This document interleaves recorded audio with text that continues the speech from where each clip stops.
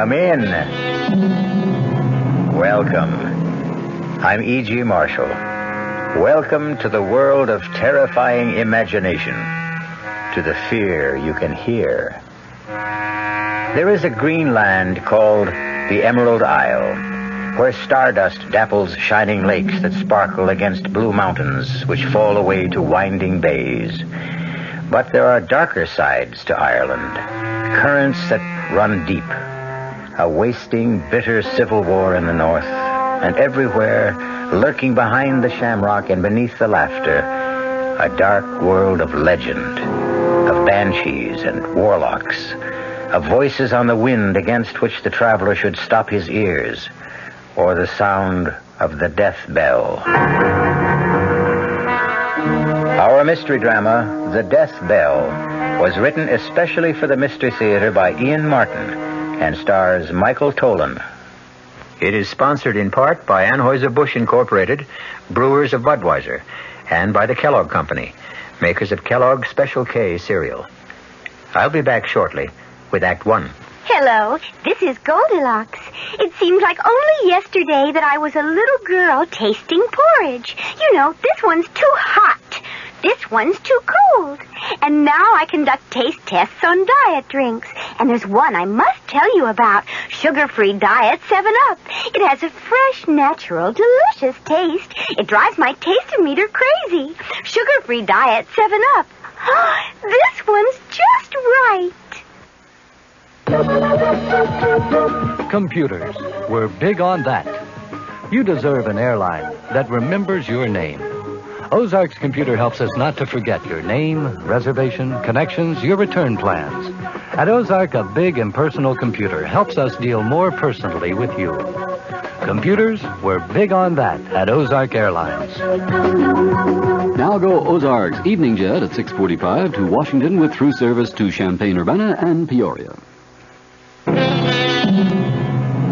Since time immemorial, man has sought to trace the future in the lines of the palm. The best answer always is, if you truly believe. As in spite of herself, it would appear that Sheila Doyle does.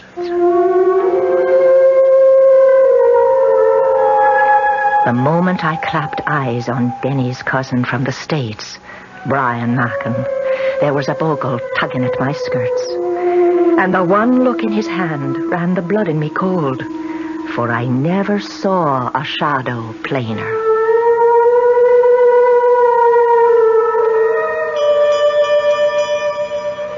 Brian? Oh, yes, Denny. Well, what are you doing over by the window? I'm trying to see where that bell came from. What bell? It's been ringing ever since you went up with Sheila, don't you? Well, that's funny. What? It stopped. You didn't hear it? Nope. Well, maybe you're just used to it. Don't you have some kind of a bell around here? Well, the church? No, not a church bell. Something much smaller, like, on an animal, maybe. Well, there aren't any animals around. Oh, well, maybe I'm just hearing things after that scare Sheila threw into me. Oh, look, Brian, I'm sorry about that. Sheila's as level-headed as they come about everything except some of the old country superstitions. She wasn't kidding, you know. She really believes in a lot of this. Well, forget it, Denny. I'm not worried about me. I was only concerned about Sheila. She looked all shook up. Oh, she was embarrassed. I think she felt she'd made a fool of herself. I don't think she'll be able to face you again tonight, but by morning, she'll cook you a breakfast that'll stick to your ribs. You are going to stay, huh? Oh, I can take the car and run down to the local inn. No, sir, not on your life. My cousin comes all the way from the States. I don't let you get away till we do some catching up. Catching up? Yes. I want to hear all about your wife. My wife? Yes. Sheila and I are so sorry she didn't come along with you. She wasn't feeling herself at the last moment. Yes, I know, so you said. You see, this isn't so much a trip. It's more a sort of pilgrimage. A what? I want to find Carrig Clena. I want to see it for myself. If it exists. What do you mean? Well, Brian, I always understood it was just a family legend. You mean to say you've been here in Ireland now for 3 years and you haven't tried to look it up? Man, it's near 250 miles from here and I haven't a car. Anyways, it wasn't my side of the family. Well, it was mine. Or should have been. At the very least from my mother's side. You know that. Well, I honestly don't. All I know is that my mother used to ramble on when she got older about how there was royalty in the blood somewhere far back and the ancestors lived in a castle in the north. Carrig, Clena. It was a castle. Huh? The Carrigs were said to be in the direct line of descent from Brian Boru himself. And it was a family custom to name the residence for the family name and for the wife who reigned over it. My great-great-grandmother, Clena, was married to the last of the line, Lord Carrig. Your great-great-grandfather? That's one of the things I'd like to find out. See, I think he was. You think? Lord Carrig didn't. He killed Clena and threw the man he said was her lover from the balcony over the sea to be smashed to death on the rocks below. And he sent my great-grandfather to be brought up by his wife's family, the Mackins. Your great-grandfather? You mean Carrick's son? He refused to recognize him. Claimed he was illegitimate. I see. Well, now, look. Looking for an old lost castle is as good a way as any of spending a vacation. You'll get a chance to see a good bit of Ireland on the way. Now, come on. Let's go get your bag out of the car, and I'll show you to your room.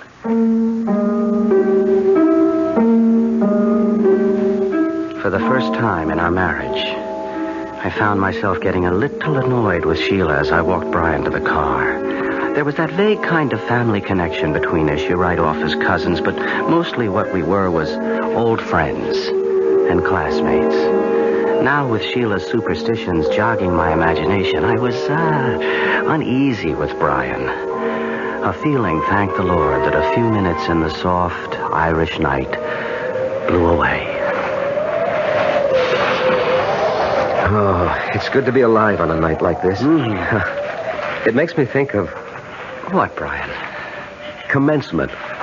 The end of the term, anyway. or after the last ball game of the season. Tired, but loose, you remember? Well, for pitchers, maybe. Catchers with old football knees took longer to unwind. Well, so, how's the old rat race? Advertising? Oh, it still goes round and round. Hamsters on a cage wheel. How's the writing? Slow, but sure. And I make an honest buck cutting peat to keep myself in shape. You're a happy man. Oh, what more could I ask for?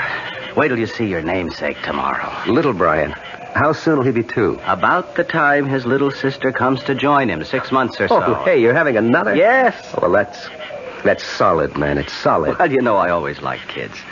Nothing like having your own, though. And how about you, senior citizen? What does that mean? Well, you have been married longer than Sheila and me. When are you and Gloria going to have yours? As a matter of fact, Gloria got pregnant 7 months ago. Oh, and you're trying to keep it secret. So that's why she didn't come along, huh? That's one of the reasons. But come on, I can't keep you away from your wife any longer. Here, just let me get my gear and we can hit the sack. Oh, there's no hurry. For my money, we could sit up all night and shoot the breeze. Well, that'd suit me if I didn't have a long journey ahead of me tomorrow. Oh, I see. You're still determined to go chasing rainbows. I heard the door close when they left the house, and had gone to the window to watch Denny and Brian talk at the car. I couldn't hear the words, but at least Brian's arms slung around Denny's shoulder eased my mind enough to make me go to bed. Still and all, even with the soothing sound of their voices rumbling below and their laughter, it was long before I fell into an uneasy sleep. Oh, Denny? Oh, I'm sorry. Shh, Sheila, shh. Darling, go to sleep. That's all right. I was half on to waking. Turn the light on. No need. I'm all undressed. Just come into bed. And did you get Brian settled? Yes. He's snoring already. By the time I closed up and looked in on little Brian, he was dead to the world. Darling, what's wrong? You shivered. Oh, 'twas maybe a hair limped over my grave. Hold me. Who needs to be asked? Sheila, you're wrong about Brian. What way? We've had a long talk, just like old times. I never felt closer to him. Well, I know you've missed him since you came away here. We were always more like brothers than cousins. Well, I'm not saying he isn't tense and all wound up, but that's old stuff to me, Akushla. Oh, you're making to be a real Irishman again. Well, next to you because of you, and grateful I am. Are you for real, Denny? Don't you know? Oh, Sheila, I used to be all tied up in knots like Brian, and that's all it is, you see. Well, I hope you're right. You haven't heard the best news yet. What? Well, you're not the only one that's carrying a heart beneath your own.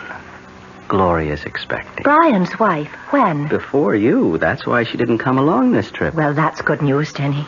I want to be happy for your friend, your cousin, your brother, almost. Well, so you can be. You can be. Sheila. What did you think you saw in Brian's palm? Don't ask me. First of all, because I have no words to tell you. And second, I'm praying to sweet Mary to forgive me. For I'm hoping it was himself who's only giving me a warning not to meddle in the Lord's business. The night is quiet outside, except for the tinkle of that far-off bell. There's a kind of peace. I had to stop here with Denny, touch normal life, if only for a moment. I will not think back, and tomorrow must wait till I find it. I know what it will bring to so many people. I wonder what it will bring to me, Brian Mackin. The last thing I hear is the bell, lulling me to sleep.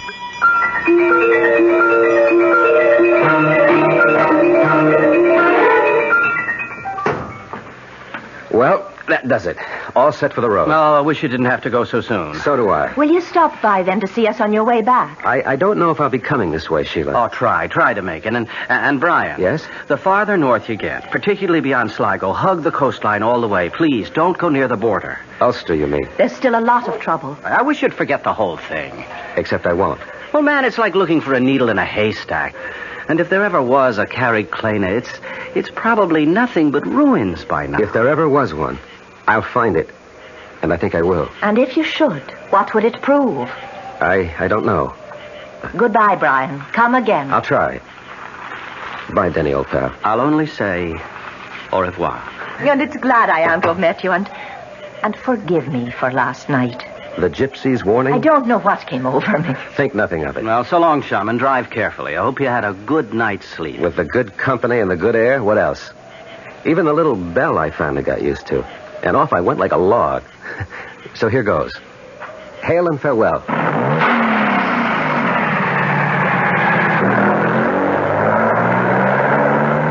What was that about a bell, Denny? Search me, Mavourneen.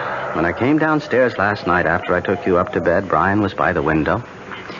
He insisted he could hear a little bell ringing somewhere, but I couldn't hear it. What kind of a bell was that? Like it was on an animal, he said. Not like a cow, but more, say, like a goat. The Lord and all his saints be praised. No, what is it, Sheila? We should call him back. He should get out of Ireland. Oh, what are you getting all riled up about now, honey? I told you he was holding the shadow of death in his palm. Now I know I made no mistake. There's no bell in this town he could have heard, like you said. Except one. What? The one that's only heard by him it sounds for, and I know it for sure. 'Twas the death bell. Is Brian Mackin really marked for death? And if so, how soon? And how? We will return shortly with Act 2.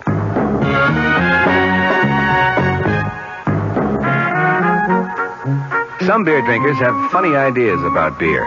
They think beer improves with age, like wine. Well, find a brewmaster, though. You'll find a beer drinker who knows better.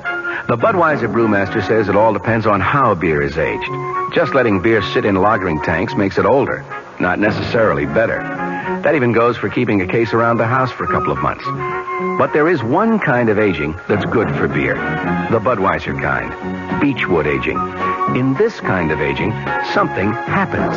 It lets all the flavor of the choicest hops and best barley malt that go into Budweiser get through to you. Sure, it takes more time and trouble to brew Budweiser that way, but brewing beer right does make a difference. Anheuser-Busch, St. Louis. Hey, Mom, what's for dinner? Hey, Mom, what you got? It's time to get ready for the great outdoors, and your Shoprite supermarket has everything you'll need for cookout dinners and fun in the sun. And for this week's dinners, Shoprite is featuring whole grade A frying chickens, just 37 cents a pound. Roasting chickens, up to 4 pounds, 47 cents a pound. Choice beef rib steaks, $1.19 a pound. Shoprite Franks, just 89 cents a pound.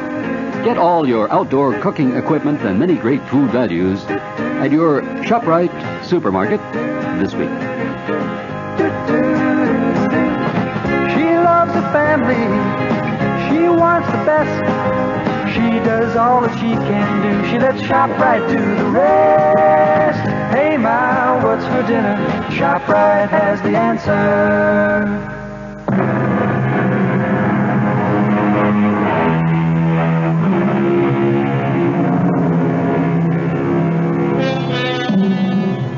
250 miles is a short day's drive as we reckon it in the good old US of A. But through the length of Ireland, stopping more and more in the last 50 miles to ask the still unanswered question, do you know of a castle in these parts called Carrig, Clena? It's a long, long trip that at last has brought Brian Mackin to a little bridge across a valley stream. Stopping there to eat the lunch Sheila put up for him before he left, he has scarcely finished it as twilight falls. Then, as he dozes for a moment, back against a tree... What? Pull him up! Pull him up! I can't control him! Hold on, don't get thrown! Oh, boy! Oh, easy! Hold up there! Hold up! All right. Easy, boy. Easy. All right. Are you all right, ma'am? Yes, and I'm much beholden to you, sir. Oh, it's my pleasure. What happened? Well, something frightened my horse. I lost control. May I have the reins, sir? All right, now, stay, boy, stay. Here you are. Oh, thank you, Mr. Brian Mackin. How do you do? I am the Lady Clena Carrick. What? I said I'm Lady Carrick. Of Carrick, Clena? Well, naturally. Then it does exist. I should hope so. I was just on my way home. Where is it? Just across the bridge and over the hill. Oh, now that I've regained my composure. On my soul, you do look familiar. I didn't catch your name. Brian Mackin. Oh, no. You must be mad to try to intercept me here. Run, Brian. Run for your life. Reach him. Get. Wait a minute, my lady. If you value your life, stay away from me. I am frozen at her sudden flight. Then suddenly I find myself running after her, laboring for breath over the last burst to the crest of the hill. Oh, damn, the light going. But where? She couldn't have just disappeared into thin air. But she had. In the lowering darkness, I can see the long sweep of the countryside down to the rocks and sea cliffs. And there's no sign of horse or rider, or of any destination they might be bound for, nor any road for a horse to follow, much less my modern car. For the moment, I realize I must return to my car and seek some lodging for the night.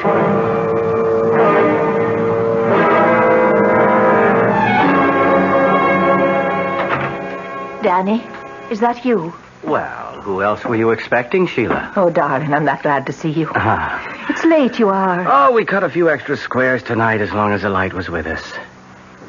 Here, what is it, little bird? You're all aflutter. It's Brian's on my mind. Oh, you'll laugh at me again, I suppose.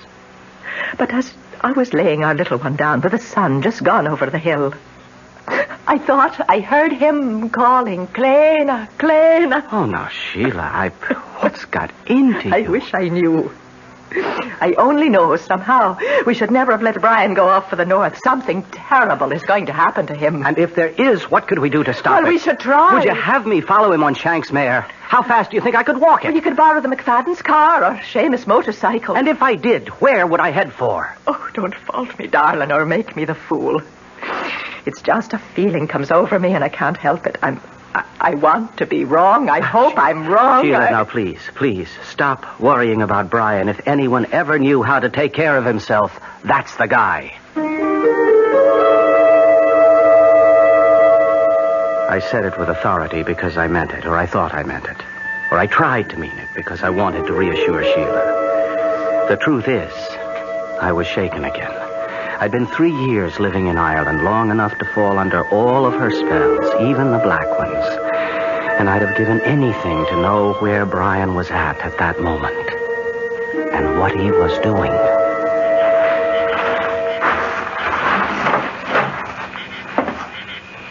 Excuse me, gentlemen. Sorry. Closing time is posted. I wasn't looking for a drink as much as I was for accommodations tonight. Well, now, as to that... I'm willing to pay well for it. An American, is it? Well, for that much, I suppose we could be after finding your room and a bite to sup. And perhaps a little information? We're not for doing much talking around these parts, in particular to strangers. What would you want to know? Well, something very simple, I hope. Would either of you know where I could find a place called Carrig, Clena? Carrig, Clena? Yes, no. What would be after bringing it to these parts looking for the likes of Carrig, Clena? Well, till late this afternoon, only a dim hope of finding it after all these years. For private reasons. Oh, and what would the private reasons be? Family ones. My great-grandfather was born there. Was he now? And what was it that late this afternoon gave you the good hope of finding Carrig, Clena? I ran into someone who lives there. Who lives there? Paddy? Will you hold your tongue, Mick? And who would you have met that said they was from the castle? A very beautiful woman. A girl, actually, who said she was the Lady Clena Carrig. Oh, the Lord and his saints preserve us. The Lady Clena? Where was this then? For about 5 miles or so north of here. There's a road goes winding down to a little bridge and then goes up a rise on the other side, but sort of peters out. Oh, that's the old Ballybrig across the Scallanore. Did you drive your car across that bridge? No, I stopped this side of it because the going was getting so rough. Sure, it's lucky you didn't drive on it. It might have carried away with you. That bridge has been condemned for anything but foot travel as long as I can remember. But why? Because it doesn't lead to anywhere anymore. It leads to Carrig, Clena somehow. How would you know that? Because the lady was bound for there on her horse. Ah, was it a big bay mare with a mane as white as snow? Yes, that's the one. And the woman, how was she dressed? Why, she was in sort of a green velvet dress with a big hat, like an old-fashioned riding habit, you'd say. Oh, Mary bless us. And the good Lord save us all. Old-fashioned it is for sure. For the Lady Clena has been dead these 100 years and more. No, this was a young woman. She was only past her 21st year when she died. That was no real woman you saw this afternoon, stranger. That was her ghost. But I talked to her. Did you now, then? What you saw was never real. And you can take that as gospel. Well, perhaps. I hadn't eaten all day, and I did take a nap under a tree. And 'twas twilight, when all fancies begin. We'll let it go at that, anyway. But Carrig, Clena, is that just fancy, too? Well, now, as to that... Must you always put your oar in, Mick? I'm talking to the gentleman here, Mr... Mackin. Brian Mackin. It is a good Irish name. I mentioned that my family came from Ireland. So you did. And at least you've had the sense God gave you to come back. I'm Paddy Flynn, and the little runt here is Mickey Mahan. The top of the evening to you. Is it back you are to stay, Mr. Markin? That depends on what I find at Carrig, Clena. It's little you'll find there. Deserted and empty, and blown by the winds for a century. It's not but a ruin. Not worth the effort to go by it. And sometimes at nightfall, there's a woman's voice that'll call, come away, and ill betide the man who listens. Well, just the same, I want to see Carrig, Clena. Can you guide me there? Not by night. I wouldn't stir out by night for all the gold in a leprechaun's hoard. Maybe tomorrow. We'll see. It's time we were all to bed. Come, I'll show you your room, Mr. Mackin.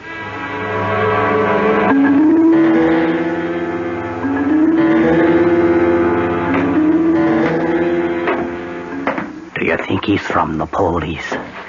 I don't think so, but I'm taking the chances. Sure, and what are you doing there? I'm making Mr. Mackin a little nightcap, as he requested. Only it'll be a little stronger than he expected. How is that, Paddy? Sure, I'm giving him a little extra dividend. Your namesake, as you might say. Who will that be at all? Mickey been? I never heard tell of him. Well, now, that's because he emigrated to Chicago, USA, long before your time and mine. But he gave his name to what's in this little bottle here. Well, looks like no more than bog water. It'll make you sleep a deal sounder. Now then, you'll take this drink up to him, whilst I go arrange for the truck. It is a good thing we have a full moon to work with this night. To work? Isn't it obvious the guns are no longer safe at Carrick, Clena? We'll have to have them up and away over the border by morning before our American gets to nosing about. Wish we're not going by the castle by the dead of night. How else? But she'll be walking again by the full moon. You heard Mr. Mackin saw her abroad in skirts before dark. What kind of soldier are you, Mick, that starts at shadows? Now, let's have no more nonsense out of you. And away up with the drink to Mr. Mackin.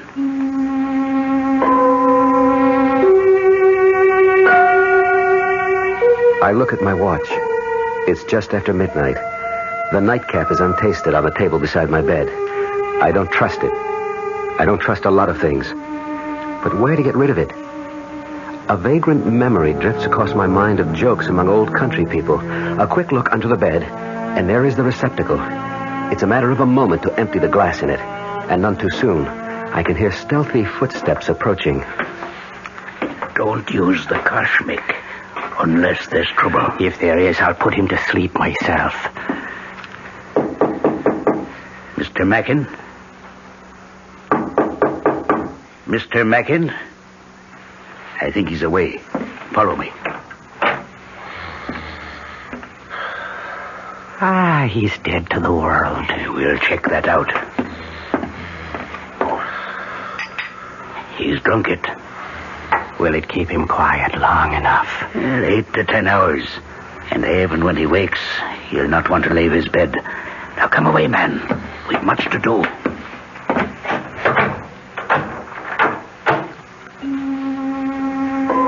Lying on my bed, snoring, pretending to be asleep, I have listened to everything. But the fall of that heavy lock tells me once and for all, I am a prisoner. But as I wait for them to leave the house, I know that nothing will keep me from Carrig, Clena. I have an appointment there that's been waiting 100 years. And even now, in the still of the night, I can hear the far-off tinkle of that bell and a voice crying. Come away, Brian! Come away back to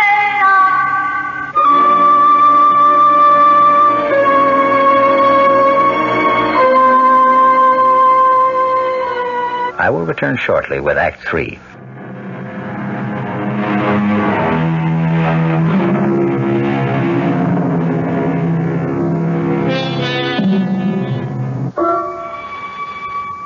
I stand by the window, carefully on the side where the moonlight cannot cast my shadow, and watch the courtyard of the inn below. A small truck like a weapons carrier is there, and Paddy and Mick climb into it. In a moment, it has gone to a destination I can only guess. By the time I am out the window, clambering to the courtyard and into my car, there is no hope of following, particularly when I find my distributor cap gone and my car useless. It's a long, agonizing walk for 5 miles, even on a moonlit night. And by the time I have crossed the bridge and climbed to the ridge above, I am at the ragged edge of exhaustion. But there is a reward.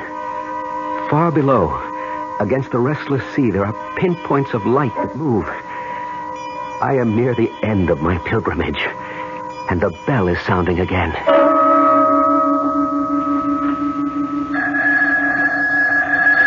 Denny. Denny. What is it, Sheila? The phone, it's ringing. Well, what time is it? It's 3:30 in the morning. Well, who could be calling us now? I don't know. I have been lying here awake, afraid that something was about to happen. Will you go down now and answer it, or shall I? All right. I'm on my way, but who? It's Brian, or something about him. And whatever it is, no bell that rings in the night brings anything but ill luck.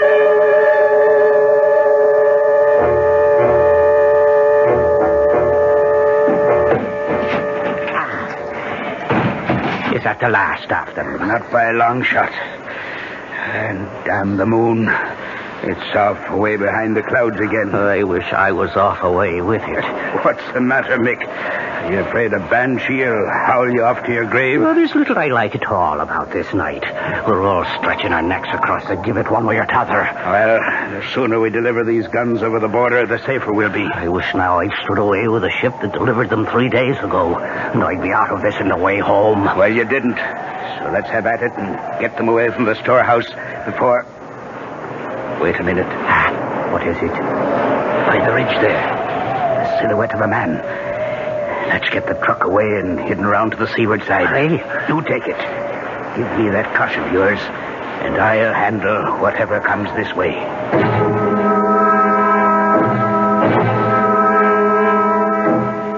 Yes, Sergeant, he was. Well, he left yesterday morning about 9. All I know is he was headed somewhere north of Sligo, Galway Bay area. Yes, he was looking for a place named Carrig, Clena. No, not at all. And please, he's a cousin of mine and a very good friend. You will keep us notified and let us know what's happening. Yes, I'd appreciate that. Thank you. What is it, Denny? Oh, what are you doing out of bed, Sheila? Who was on the phone? You said Sergeant. It was Liam Flaherty of the police. Oh, Sheila, there's all hell to pay. Tell me. There was a tracer from the States. They called the local here to get in touch with us. Why? The police in America. They're trying to get in touch with Brian. What has Brian done? That isn't the point. It's what's been done to him. What? Brace yourself, my darling. Somebody murdered his wife.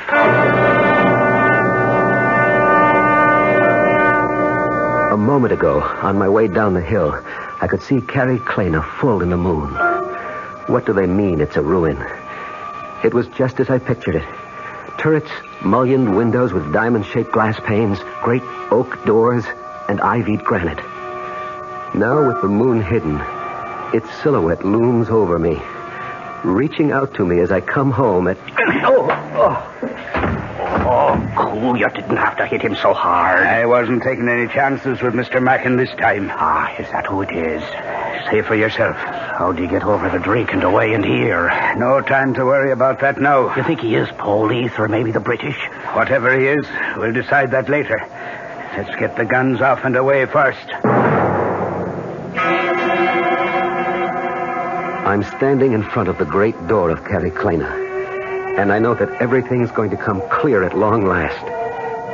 I reach out and pull the bell. Even the bell is familiar, although I cannot quite place where I've heard it before. And now, the door is opening. Good evening, Brian. We've been waiting for you. Good evening, Your Lordship. I'm sorry I'm late. No matter. We've but just finished dinner, and her ladyship is with the child. Will you join me in a glass of mulled wine? At your pleasure. I've not seen you for some time, and... the devil. I forgot. I must catch my sea captain before he leaves to send some packets. Will you forgive me? I should not be over 2 hours or so. May I hope you'll attend milady in my absence? I should be happy to, except... Would you not rather I transmit the packages for you on my way home? No. I must have certain words with the shipmaster that I alone can bring. Besides, I would not deprive Clena of some outside companionship. We're so isolated here, it would be cruel to deny her a new face to brighten her solitude. The hour is late. Perhaps it would be better... No, I won't hear of it. You shall be our guest for the night, and I shall be back post-haste. I'll try to make it in as close to 2 hours as possible. Meanwhile, make yourself completely at home. I am in a dream, I suppose. For by my host's clothes, the speech, a calendar I find on the wall, I am back in the past over 100 years. But more important, I am within the walls of Carrick Clena, and the riddle of my whole life, I feel, is near to being solved. When Lord Carrig leaves, I am too impatient to wait for my answers. So I climb the great staircase to Clena's bedroom and knock on the door. Who is it? Brian. A moment.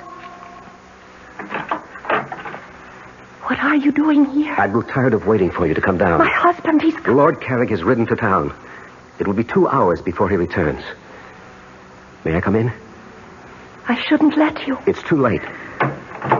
I thought you'd left for good 2 years ago. When I lost you to him, I meant to. But for a while, I stayed hiding in the fen. Oh, I know you were seen. Do you know what you've done to me?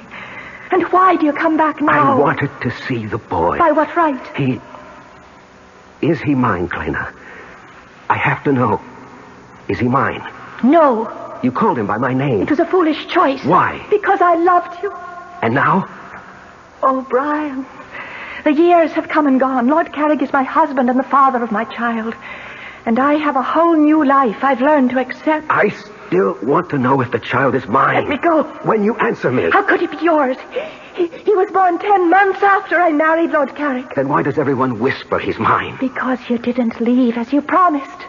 Why didn't you take yourself right out of my life? But there was nothing between us after your marriage. We know that, but no one else believes it.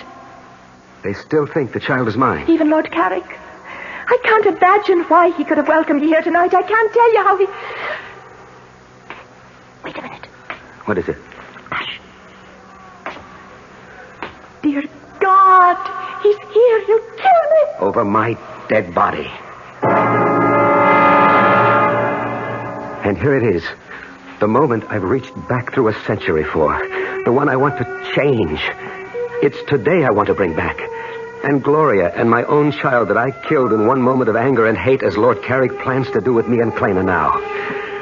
I have only one chance of bringing Gloria back. To change history. Or at least to set it right. He's coming up the outside balcony stairs. Through the French windows. Run, Brian, he'll kill me if he finds you here. I'll kill him first for doubting you. Oh, in heaven's name, no. Lord Carrig, hold. So once again you tried to steal my wife. Put up your dagger. I am unarmed. So much the better. You first, and then my wife. This time not so easily. I'm not the hunted, but the hunter. Look to yourself! He stands with his dagger half raised, frozen with inaction as I hurtle myself towards him, hands raised to shield and grapple and destroy him. But what I reach for is nothing but a shade. My outstretched hands grasp only air, and my hurtling body passing through his spectral waist crashes full tilt against the crumbling battlement, which gives way like powder. And of a sudden, just like the lover in the ancient legend, I am plummeting like today's skydiver towards the rocks below. And in this awful moment, I know that I was just as wrong about my wife, Gloria, as Lord Carrig was 100 years ago about Clena. Small comfort now to know that I am legitimate as the rocks below rush up towards me like an express train, and I am no more.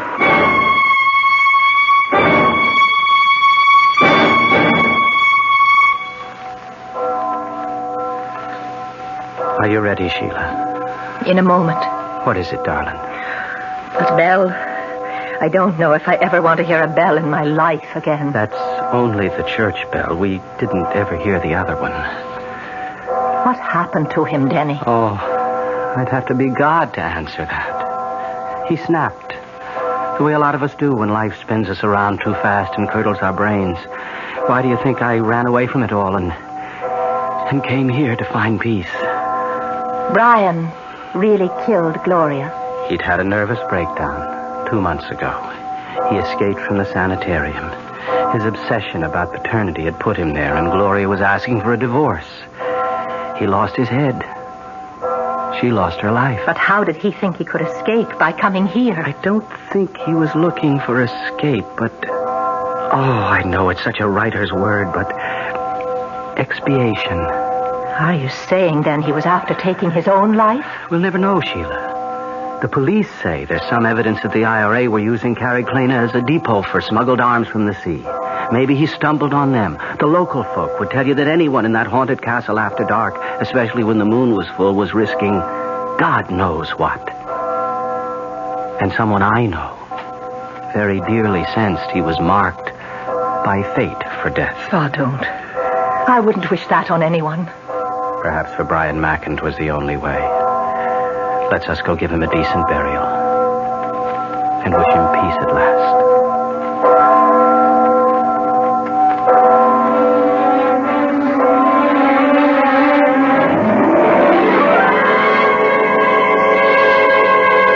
A strange tale. A tortured man who borrowed a century-old sorrow and carried it on his back like the old man of the sea. Small wonder he broke eventually under the senseless strain and ran amok. A man to be censured, but also to be pitied. A man for whom the death bell sounded. Let his epitaph be John Donne's, lest you stop to criticize too harshly. Ask not for whom the bell tolls. It tolls for thee. I'll be back shortly. Oh, sure. You can talk about good-tasting diet drinks, but I know. I'm Goldilocks, and here at my taste-testing laboratory, I taste-test them all. And nobody's been drinking my diet drinks until I tested sugar-free Diet 7-Up. And then, kabloomy! Every bear wanted some. Diet 7-Up is fresh, natural, delicious.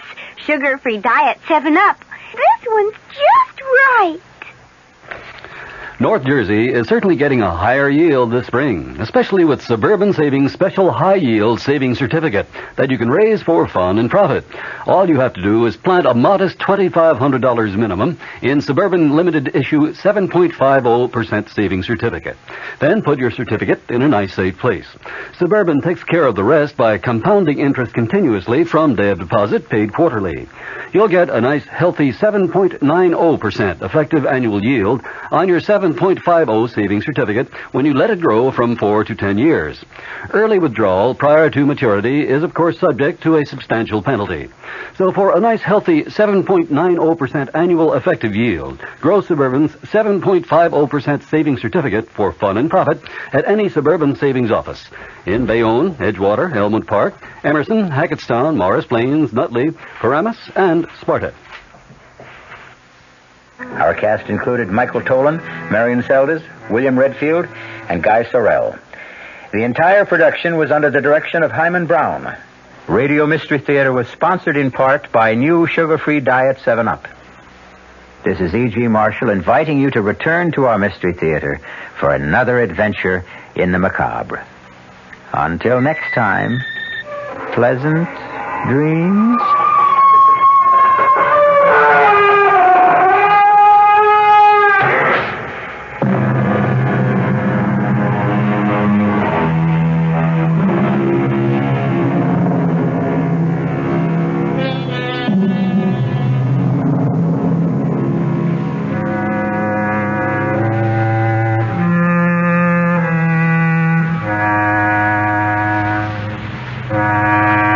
Mystery Theater program was furnished by the CBS Radio Network. This is Mary Helen McPhillips.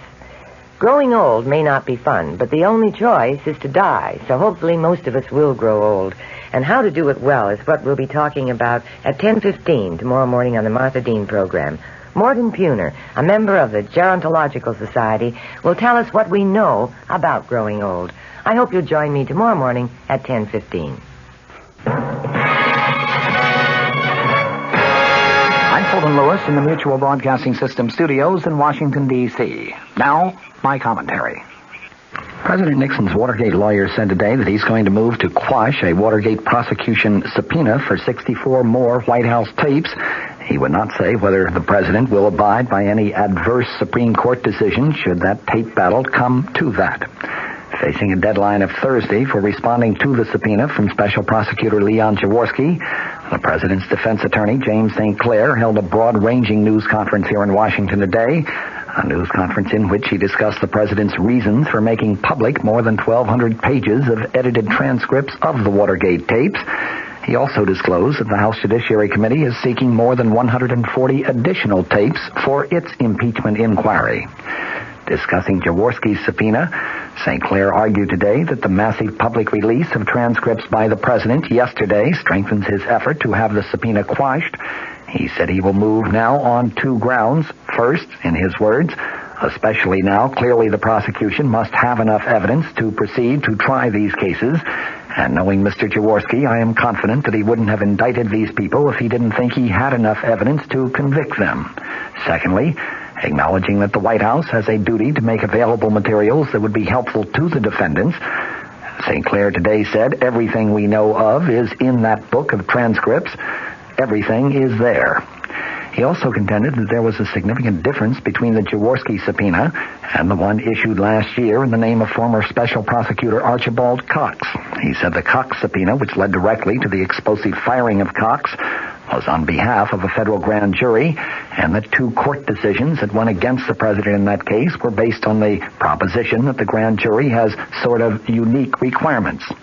The Jaworski subpoena, on the other hand, St. Clair noted today, is aimed at providing materials for use in court trials rather than in grand jury deliberations. Asked whether the president would abide by an adverse Supreme Court decision should the Jaworski subpoena lead to a court fight and eventually reach the Supreme Court, St. Clair today said, quote, I wouldn't want to comment one way or the other because I have not discussed it with the president, and I would not want to presume on his decision.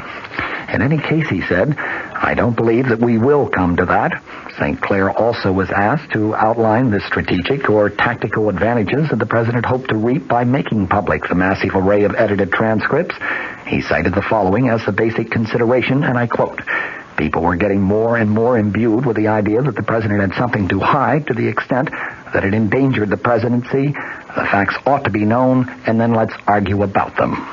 The president's Watergate attorney, James St. Clair, today volunteered that the staff of the Judiciary Committee is seeking tapes of 141, 142 maybe, those additional presidential conversations. He said he hoped the committee would take a second look at that request in light of Tuesday's disclosures and decide not to press it.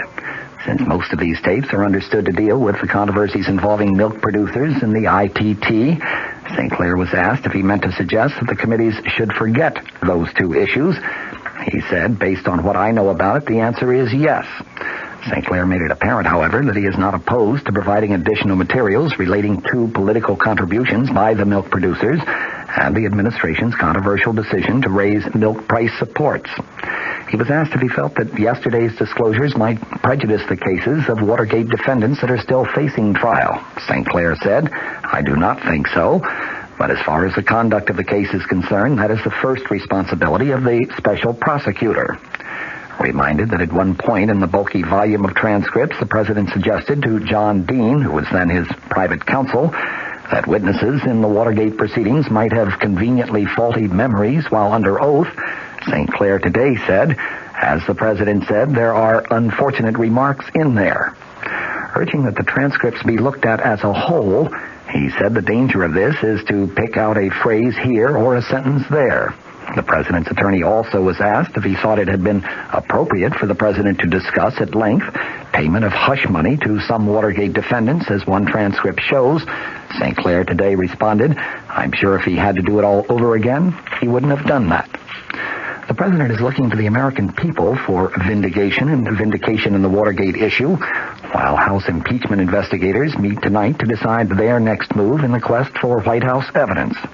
A majority of the House Judiciary Committee evidently was dissatisfied with the edited White House transcripts that the president delivered yesterday in lieu of tapes of those 42 presidential conversations that the committee had originally subpoenaed. The panel's Democratic majority planned to stop short of any formal demand for enforcement of the subpoena in favor of seeking bipartisan support for a simple statement declaring that the president had failed to comply with the subpoena.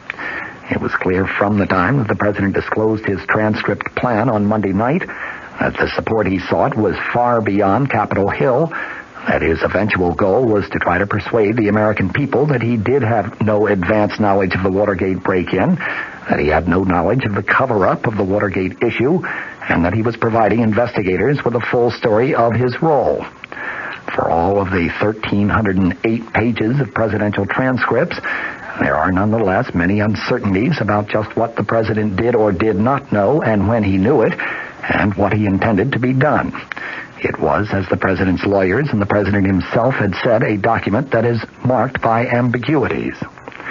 One White House covering statement that was delivered with the transcripts declared, in all of the thousands of words spoken, Even though they often are unclear and ambiguous, not once does it appear that the President of the United States was engaged in a criminal plot to obstruct justice.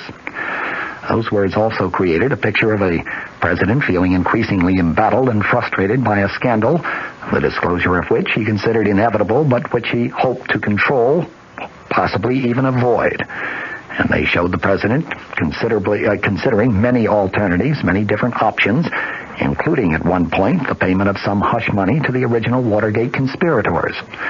The transcripts covered conversations between September 15th of 1972 and April 27th of 1973. There were a few critical meetings, though.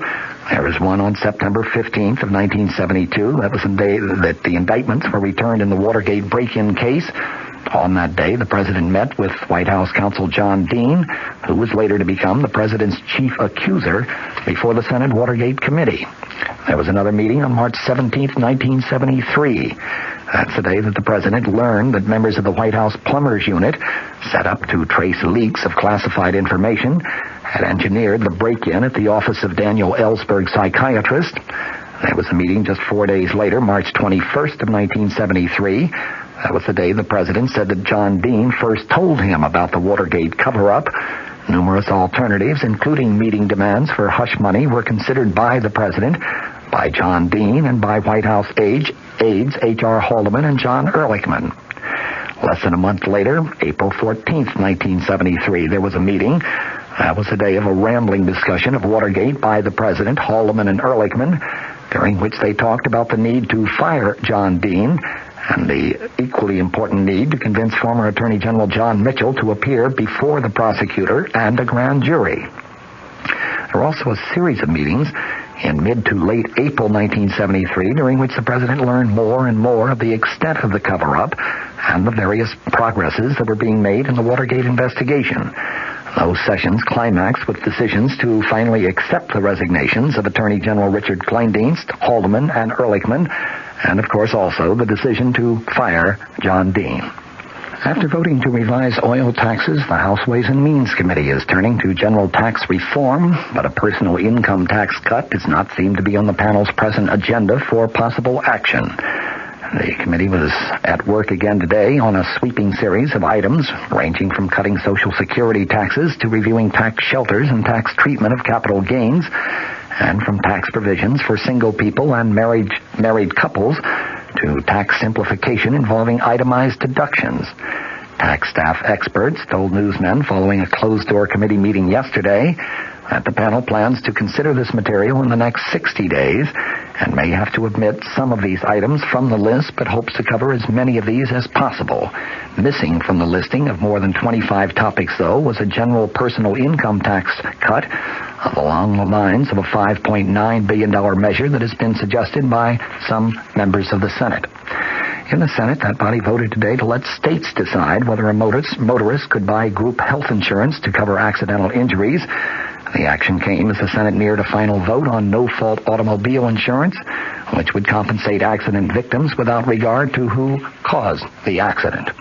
San Francisco Mayor Joseph Alioto announced today that police in his city have arrested 7 black men in the so-called Zebra Street killings carried out by a black group, which in Alioto's words was dedicated to the murder and mutilation of whites and dissident blacks.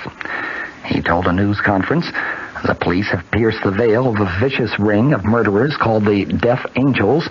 The Death Angels is kind of a reverse Ku Klux Klan.